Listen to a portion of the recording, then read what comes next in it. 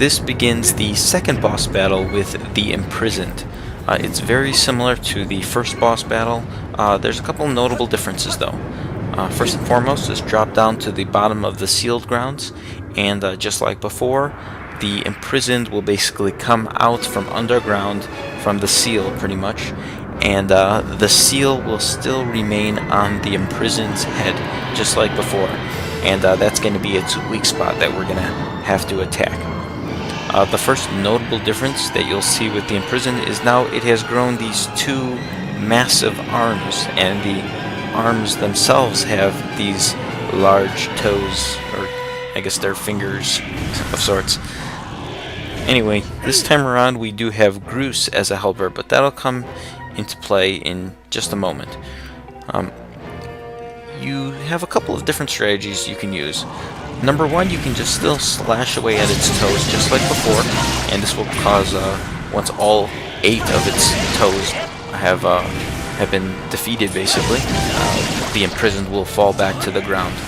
It's a little more difficult this time around since every time he steps, he creates a wider now, a little like radius of that little red like electric shock of sorts. So it does make it a little more difficult for you to knock down all of his toes. Furthermore, he will actually try to climb up the side of the sealed grounds using its massive hands. Fortunately for you, he's incredibly slow at this, and usually Groose will have what he refers to as the Groosinator ready by the time this happens, and it's usually not much of an effect, and I'll get to that in just a second. But just like before, once you've defeated all 8 of the toes, the Imprisoned will fall over. This time, however, it's a bit harder to run around him, so your best bet is to drop down to the area below and then either just run on over or use the air geyser to get over to its head and then deliver some strikes to the seal on its head. Just like before, 3 is the magic number. You'll have to hit the seal 3 times, and you'll have to repeat the same process 3 times. So 9 total times. Whenever Groose basically shouts, and you can see you can press up on the D-pad to call over Groose, you can actually use the item that he is basically that he's created, and you can use it to shoot a cannonball pretty much at the Imprisoned. This basically will stun it momentarily. In fact, even if you hit it like near its foot, it actually will do some damage to its toes too. So it has double use in a way. So go ahead and launch basically a cannonball, a bomb, at the Imprisoned and it'll stun it momentarily. At this point you can run around towards the toes, slashing at them, and it basically gives you a free period of time where you don't have to worry about the Imprisoned's attacks. It doesn't last too long though, so you will have to keep moving. That's pretty much all there is to this particular boss battle. There's a few other things you could do. Just like before, when it's like just sort of walking up the sealed grounds, you can actually go up to the higher area above and jump down straight onto its head. And from there you can just deliver some strikes to the sealed spike at that point. I never actually did do that in this video walkthrough, but it's just another alternative method. I actually, quite honestly, didn't know about it until after finishing the recording here. Furthermore, when the Imprisoned tries to climb up the side of the wall, if you are on the higher ledge, you can slash at the green, or at the white toes, or it's not really toes, the white fingers, the little marshmallow-looking things that are on its head or on its hands, and that will prevent the Imprisoned from being able to climb up. So there's a lot of different little strategies you can use, but it's pretty much a similar boss battle compared to the first time around. There's nothing overly difficult or overly different that makes it a drastically different boss battle. I do have to say that it is much harder than the first time around, but not by too much. So overall, he's okay. It's still, I think, a fun boss battle. I think they could have made a little more of him. I mean, he's got this sort of epic feel to him, but it's, I don't know, something is missing from it. Another strategy that I'm not really using right now, you could use your Sacred Bow. A fully charged Sacred Bow shot will actually get rid of one of its toes in one hit, and I'll try to showcase one here. The problem is it's kind of hard to use it from up close, so you want to actually keep your distance when using these. And as you can see right here, a fully charged one will pretty much do the trick. So after hitting all of its toes, the Imprisoned will fall down for a third time.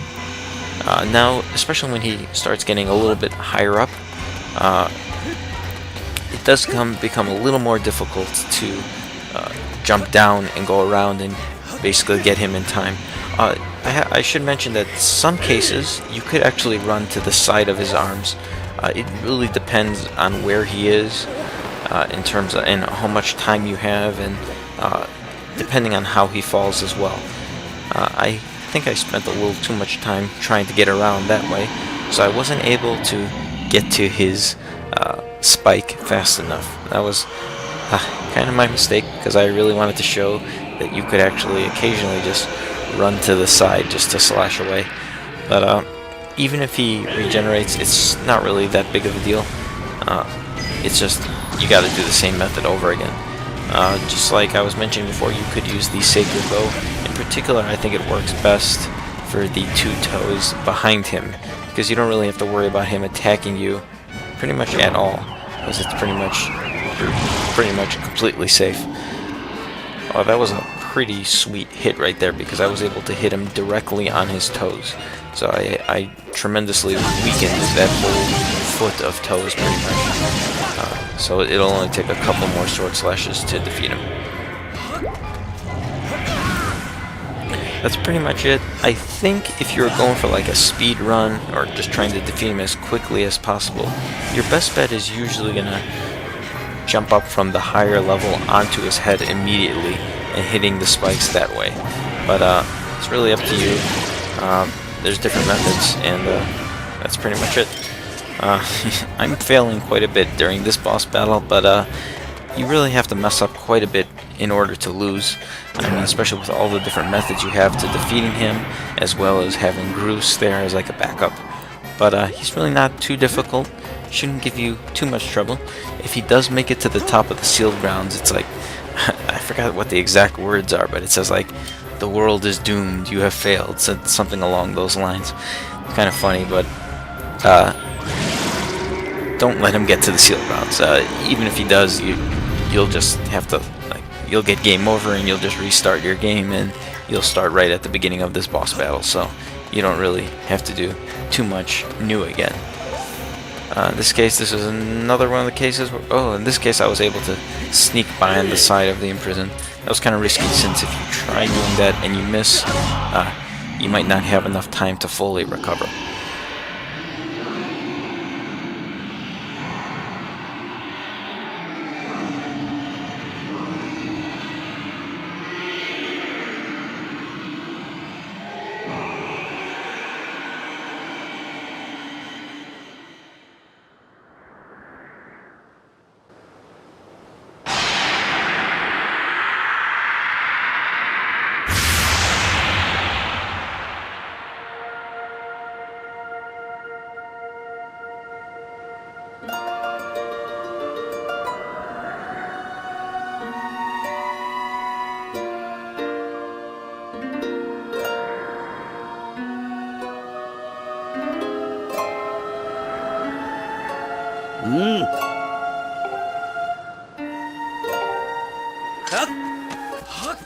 At this point, with the Imprisoned defeated, you want to reseal him once again. So jump down to the bottom of the sealed grounds and deliver a Skyward Strike to the sealing spike here. Afterwards, you'll have to perform a couple of those directional sword slashes to seal or reseal the seal. And then this creates a cool little cutscene afterwards. It's really epic. I really enjoy it.